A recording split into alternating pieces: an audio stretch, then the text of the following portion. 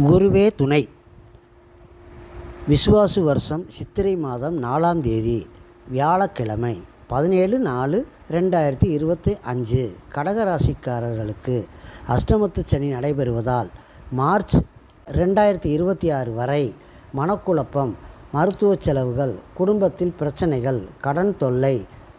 இந்த பிரச்சனைகள் குறைய திருச்செந்தூரில் உள்ள தட்சிணாமூர்த்திக்கு மஞ்சள் பொடி, கொண்டக்கடல மாலை, நெய் தீபம் ஏற்றி மனமுருகி அர்ச்சனை செய்து வழிபட பிரச்சனைகள் படிப்படியாக குறையும். இதில் புனர்பூசம் 4ஆம் பாதம், பூசம் 1, 2, 3, 4, ஆயில்யம் 1, 2, 3, 4 இவர்களுக்கு கடந்த 4 வருடங்களாக கடுமையான பாதிப்பு உள்ளது. இனிமேல் நடக்கவிருக்கும் 1 வருடத்திற்கு உங்கள் அனைத்து பிரச்சனைகளும் படிப்படியாக குறைய திருச்செந்தூரில் உள்ள தட்சிணாமூர்த்தியை வழிபட கஷ்டங்கள் நீங்கி மனக்குழப்பம் குறைந்து சந்தோஷம், நிம்மதி கிடைக்கும்.